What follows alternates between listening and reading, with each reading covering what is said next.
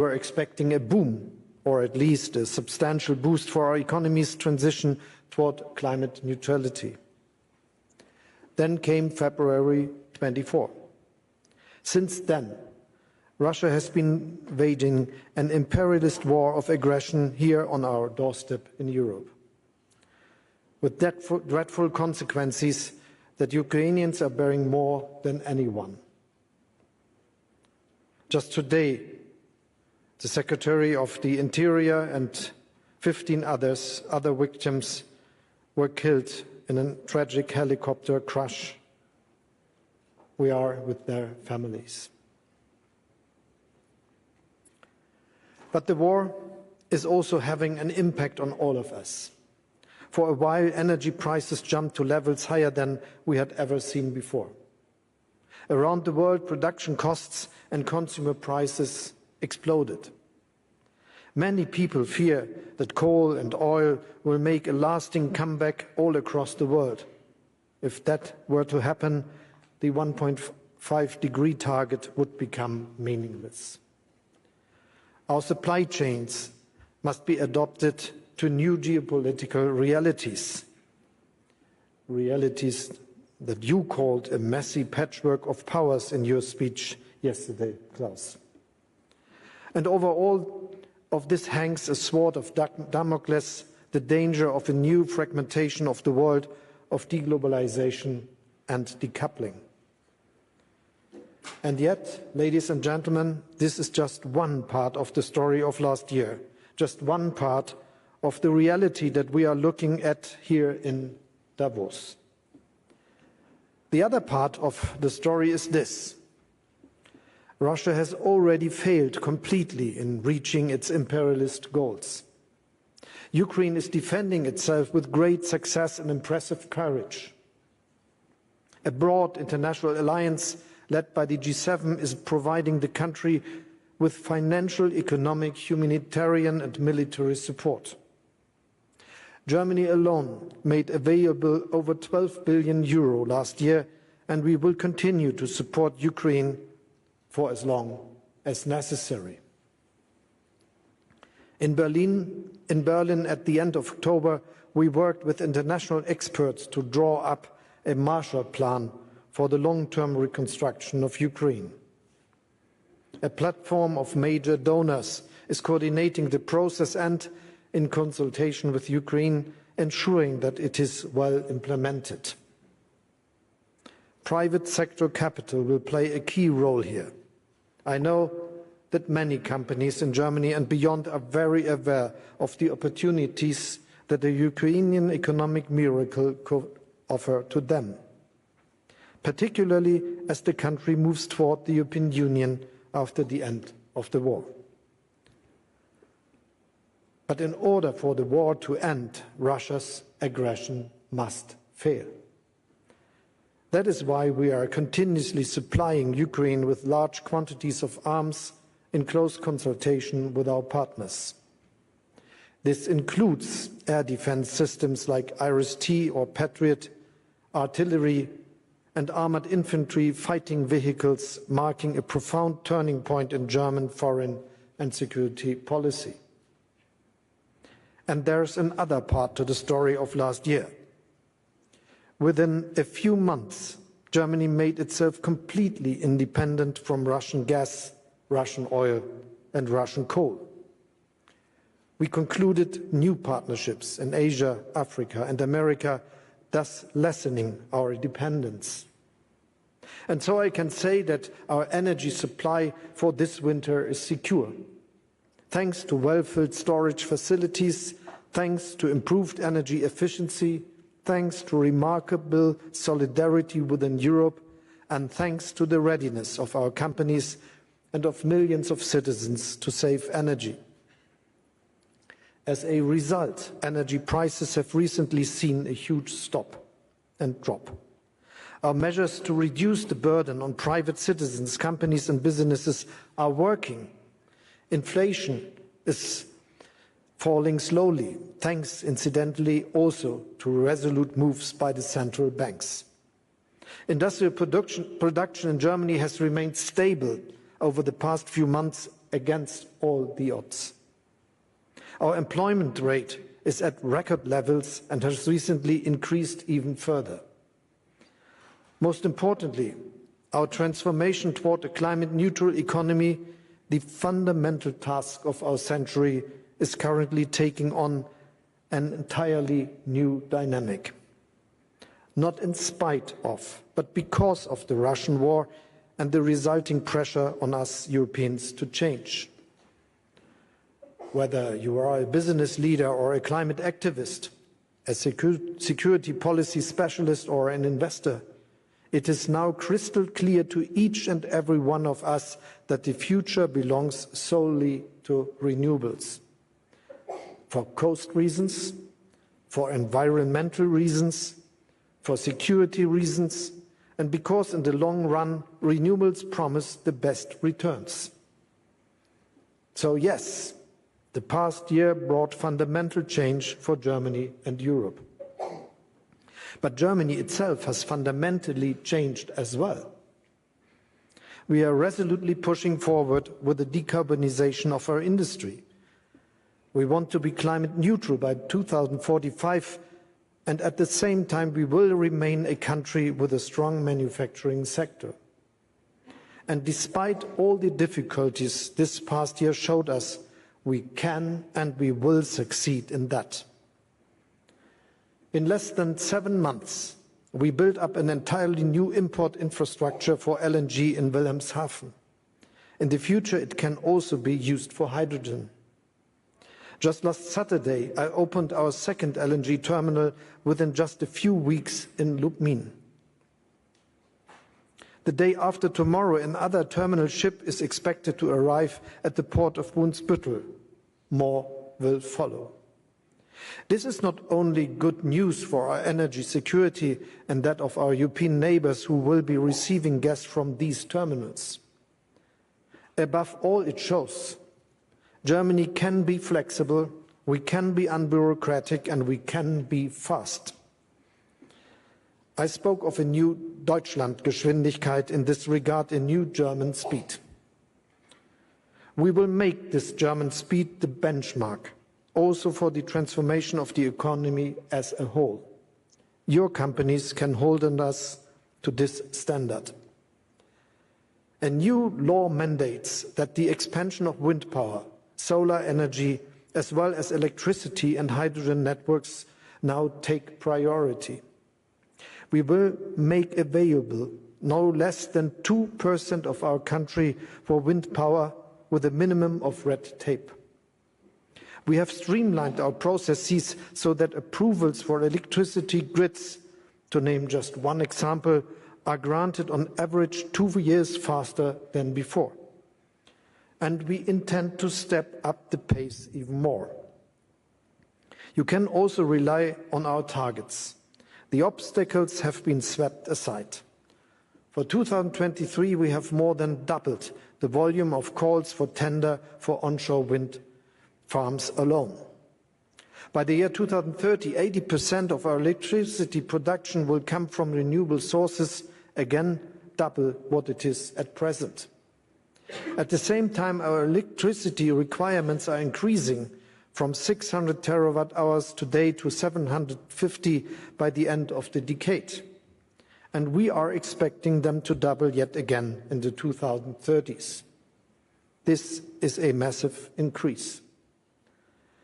That is why the Federal Network Agency has been given a clear mandate to prepare and expand our electricity grids accordingly. We will regularly review the progress made. If it's not on schedule, the measures will be adjusted. However, electricity alone is not enough to run Germany's industry. I'm thinking, for instance, of steel production. Hydrogen will play a decisive role there. And that is not a far-off scenario. Last fall, ThyssenKrupp gave the green light to build a direct reduction plant for low-carbon premium steel. With a capacity of 2.5 million metric tons, the plant will save 3.5 million metric tons of CO2 per year. This is just one example of Europe's strength in innovation. Europe is the world's #1 in hydrogen patents, and 1 in 10 global applications comes from Germany. The first supply chains for green hydrogen are currently being built up in our country. For our own production, we are using offshore wind in the North Sea. In parallel, we are concluding hydrogen partnerships worldwide. For as long as quantities are small and the costs of production correspondingly high, the state will bring prices down to a level lucrative for the industry. Our goal is nothing less than an electrolysis boom. And as quantities increase, a hydrogen-powered industrial sector will emerge that preserves the climate and is independent of volatile prices for fossil fuels. Because one thing is absolutely certain: energy must remain affordable in Germany, in Europe, and worldwide. In Germany, we decided to cap electricity and gas prices for private citizens and companies. These measures will run until 2024. Annually, we will use around 2.2% of our GDP for this, a total of up to 200 billion euro. That is both forceful and proportionate. It will give your companies the reliable energy prices and the planning certainty you need to invest in Germany's transformation. In the European Union, we have agreed on joint targets for gas filling and saving. We will purchase gas jointly more often and coordinate storage better. And we will use our market power to ensure that European prices do not decouple completely from the world market. Moreover, we are also aware of our global responsibility. Let me say this expressly to our friends and partners in Asia, Africa, Latin America, and the Caribbean. The fact that we Europeans purchase LNG on the world market must not lead to scarcity elsewhere. We will need alternatives for the roughly 120 billion cubic meters of gas from Russian pipelines missing from the world market. More renewables, of course, but also temporarily additional gas resources. Otherwise, there is a danger that without affordable gas, emerging economies in particular might switch back to coal. This would be even more harmful to the environment. Of course, we must avoid new lock-ins, new path dependencies at all costs by making new projects HO2 ready from the very outset and by expanding renewables in parallel. In the short term, this may lead to higher costs. However, in the long term, we all stand to save if the impact of climate change is less dramatic. In Germany, too, switching to a climate-friendly economy will take efforts. We are talking about investments around 400 billion euro for the expansion of renewables between now and 2030. Investments, by the way, which are already well underway. The most recent example is a contract worth billions for Siemens Energy to connect a new offshore wind park to the grid. And this is just one example illustrating why this turning point towards a climate-friendly industry is not the end of our industrial powerhouse, but a new start. After all, even before the energy crisis that Russia triggered, Germany's business model was not only based on the energy-intensive mass production of aluminium, cement or crude steel, but on highly specialized research and technology-intensive industrial products that are needed all around the world. All the more so, actually, when the world is now transitioning towards a climate-neutral future. Even before Russia's war of aggression, Germany's energy prices were not the lowest. And yet Germany was and remains competitive. This is because of thousands of small and medium-sized enterprises all across the country. Enterprises that are highly innovative and adaptable, which explains why they are so often global leaders. This is thanks to high public and private investment in research and development, which, for example, ensured that the first COVID-19 test and the first safe and effective COVID-19 vaccine were developed in Germany. Just in December, a team at the Helmholtz Center in Berlin set a new world record for the efficiency of solar cells. And now, just a few weeks later, our companies are already setting up pilot lines for the use of these tandem cells. That, ladies and gentlemen, is and remains the German business model, particularly now as we chart our path to a climate-neutral future. Where else is there such broad consensus between businesses, employees and politics that the path to climate neutrality is not just ecologically necessary, but also offers new opportunities in global competition? When it comes to basic and professional training for employees, for example, politics, business and trade unions in Germany are working hand in hand. And before the year is out, our country will finally benefit from modern immigration legislation. After all, if we want to remain competitive as a leading industrial nation, we need experienced practitioners, qualified engineers, tradesmen and mechanics. Those who want to roll up their sleeves are welcome in Germany. That is our message. For decades now, the forecasts have been predicting a shrinking German population. But it is up to us to decide whether this happens. So far, it certainly hasn't. Today, Germany has more inhabitants and employed persons than ever before. And this is precisely the trend we are going to continue. Ladies and gentlemen, a climate-neutral future is, needless to say, not something any single country can achieve on its own. That is why our dialogue and a forum like Davos are so crucial. What we are doing in Germany also serves the goal of making Europe the first climate-neutral continent by 2050. At the European level, we are going to lower our net greenhouse gas emissions by at least 55% by 2030 compared to 1990.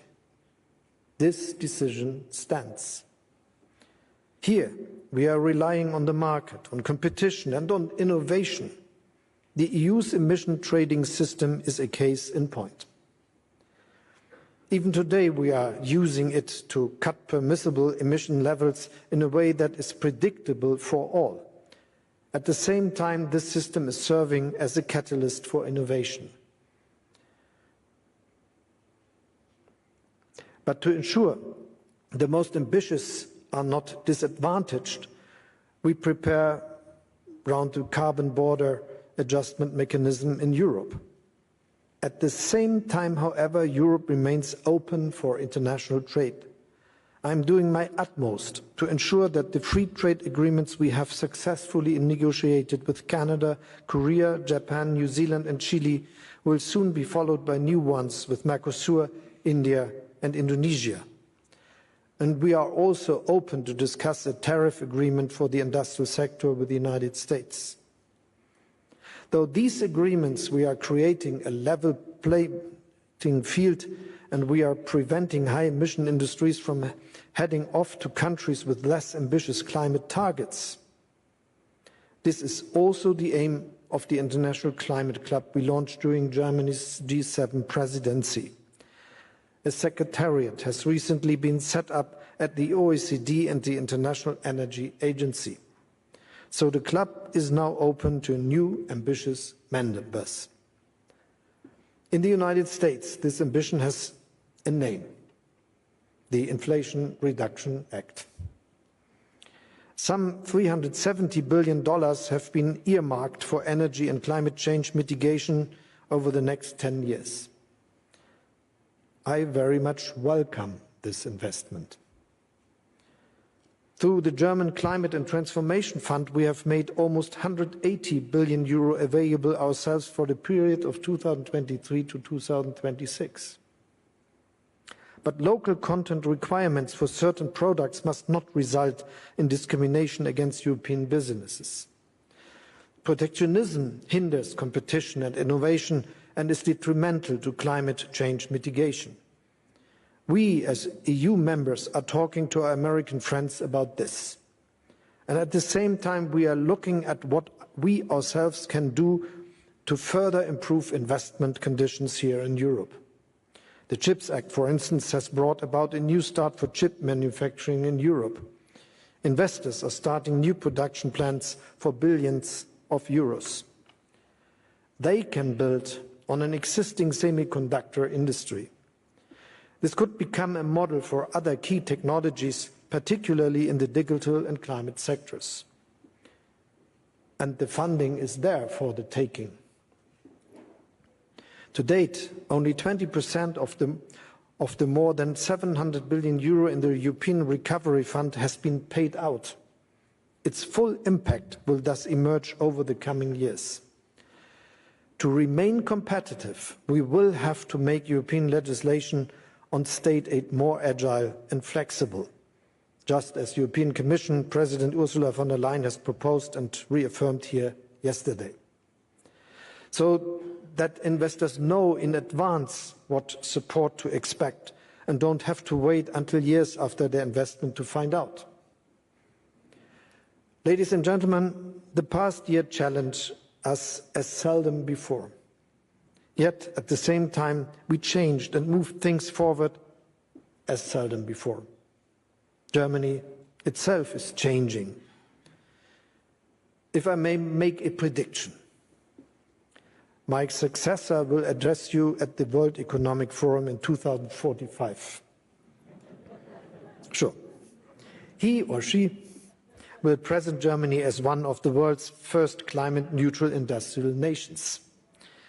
Energy supplies in Germany and Europe will then be sourced almost exclusively from green electricity, heat and hydrogen. We will be moving emission-free on our roads and railroads. Our buildings will be energy efficient. Our businesses will be producing on a climate-neutral basis. And what is more, they are the ones who will have driven this transition who will continue to drive it. So if you ask me today where you can invest in the future sustainably with a high return, my answer is, don't look any further, come to us, to Germany and to Europe. Thank you very much.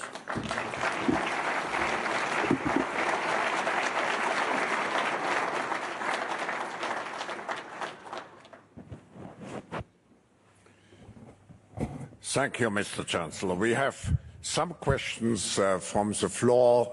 We have a microphone. I just want to say I look forward to chair the session with your successor. I'm sure you will. Chancellor, maybe until it's set up, you mentioned the patchwork of powers. Maybe one of the first question would be, how is Germany positioning itself in this patchwork of powers? First, I think we will live in a multipolar world in 10, 20, 30 years. We already do, but this will be something we will understand much more in the years to come. And I'm sure that there will be not a bipolar world again with camps around two big nations or so. But the big task of all of us is that we make it feasible that this will be not a world with a lot of different strong powers, but also a world where cooperation is the reality, and this is why we have to work to make it multilateral, which I think is something about politics. And hopefully we started this year to make this happen. When I had the chance to preside G7, I invited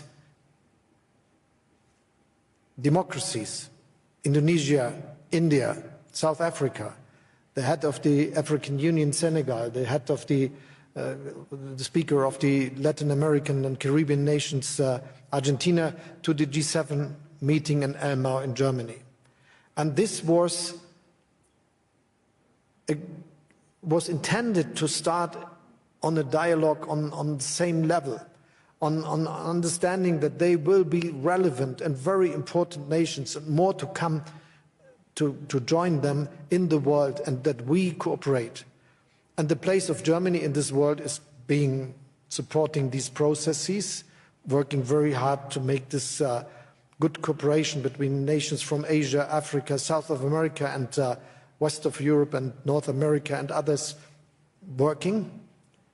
But also understanding that this will only work if we do it as part of the European Union, that a strong and geopolitical sovereign European Union will be one of the important actors in this world. Thank you. Let's see. Let's collect maybe 2 or 3 questions. Someone with the microphone?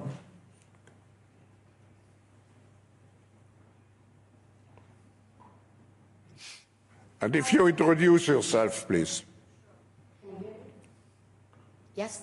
Hi, my name is Masih Alinejad. I'm an Iranian woman. As you know, these days, Iranian women are getting killed in the street just because of peacefully protesting and asking for dignity, democracy, and freedom. Revolutionary guards are killing innocent people in the street. I myself, I was a target of Revolutionary Guards. In the United States of America, the FBI charged 4 people who were trying to kidnap me. The Revolutionary Guards sent drones to Putin to kill innocent Ukrainians. Why Germany doesn't designate the Revolutionary Guards as a terrorist organization? Because you just called American friends. American government did that 3 years ago. Thank you. Let's take a second. 1 third question.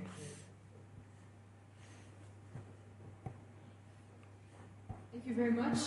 My name is Aya Khirfan. I'm from the Global Shapers community representing Amman Hub in Jordan. Thank you so much. It's a very inspiring speech, actually, to hear about Germany's role in energy transition and energy efficiency. In Jordan, we have, energy is a low-hanging fruit. There's great potential.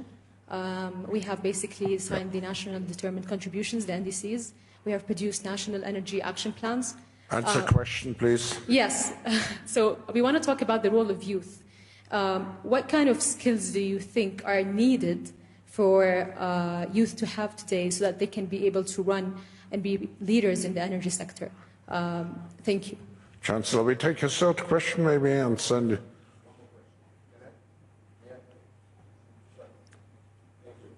Peter Zalmai of Ukraine. Mr. Chancellor, thank you so much for your country's contribution to the effort of Ukrainians to defend their country. It seems that it's only a matter of time that Ukraine must get the heavy tanks, including the Leopards, that are absolutely necessary for Ukraine to successfully defend its territory. We were expecting today to hear you finally decide on this. It seems that Germany's Western allies, the US and other countries, are ready to step up, and it's only German hesitancy that has prevented it. So my question to you is, why hesitate and why wait? Thank you. Mr. Chancellor, do you want to respond? Thank you for the 3 questions, and I would like to answer to them.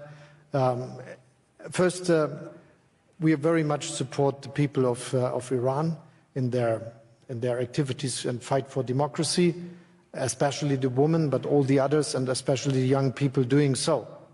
And to be very clear, I think it is very necessary for all of us to understand that the Iranian government is really shooting its own people, and this is the reality.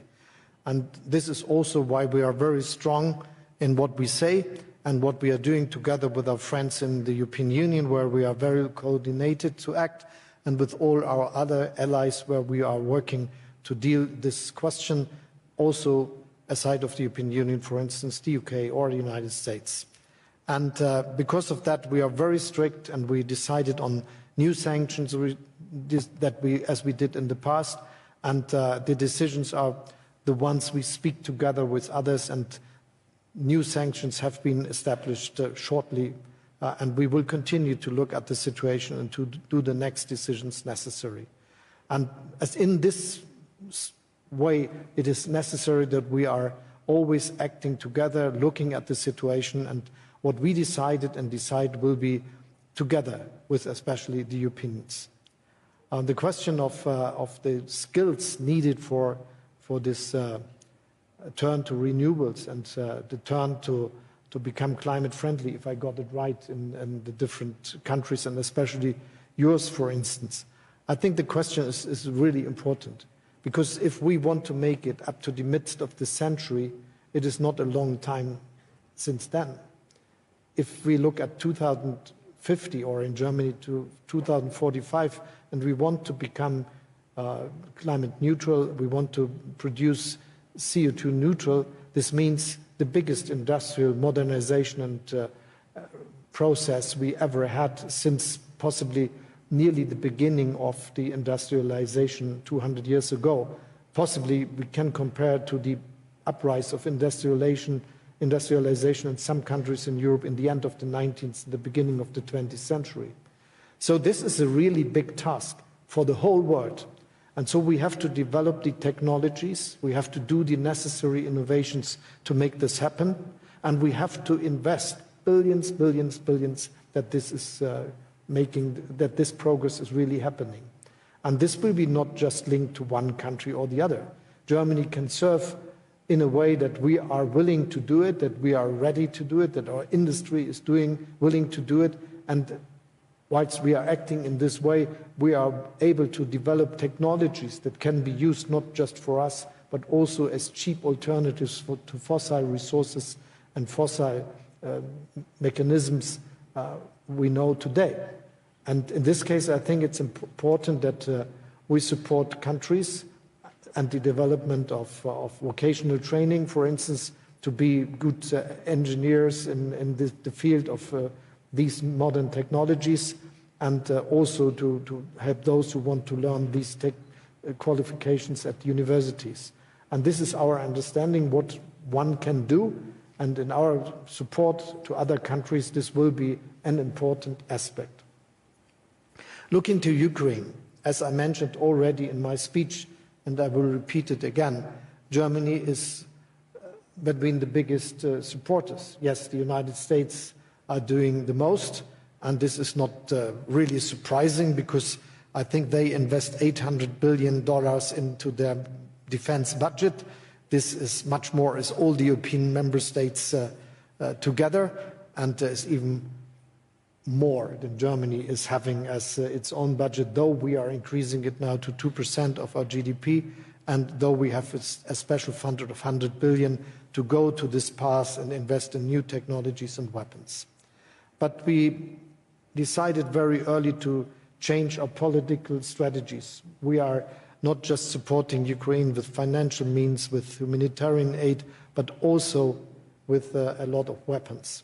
And if we look at that, we are between the ones that are doing the most. The United States are the number one, obviously, because of this, what I said, but the next are the United Kingdom and Germany. And we will continue to be this big supporter. As you know, we decided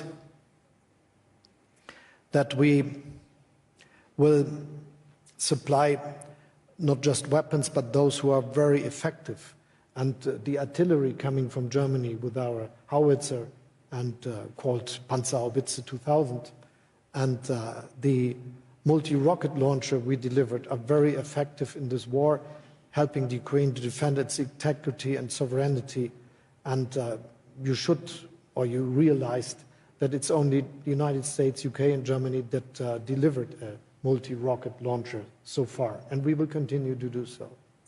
We delivered a lot of weapons which are very important to defend the air defense of the Ukraine. It's the flak tank Gepard and the munition necessary for that, and we continue to do that. It's smaller weapons, but it's also the very famous IRIS-T system from Germany, which is having a nearly 100% effectiveness in getting down missiles sent by Russia to destroy Ukrainian houses, streets, railroads, and energy production sites. And we will continue to this. I think many people thought this is possibly the best to get, and we will increase the production with our industry to deliver more of that.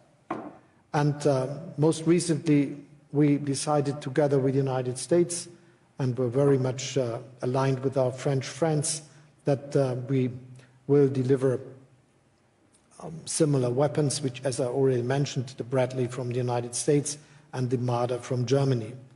And this is the strategy we have, that we are strategically interlocked together with our friends and partners, that we are working together with them, that we are discussing with them, and that we are never doing something just by ourselves, but together with others, especially the United States, which are very important in this common task to defend the Ukrainian independence and sovereignty. As I said in my speech, we will continue to do this as long as necessary. And whilst we are doing this and showing that the Ukrainians can rely on our support for their courageous fight, it is also clear that we will avoid that this is becoming a war between Russia and NATO. I think this is something which is also the view of the Ukrainians, as far as I understand with all my talks, and we will continue to be active in this way to do this. My willingness, the willingness of Germany, the willingness of the European Union and all the supporters of the Ukrainian nation is that they will be able to become an independent, free, democratic nations which will go the way to the European Union and will join it. And this is what we do. Thank you, Mr. Chancellor. This concludes our session. Please join me in expressing our appreciation for your speech, and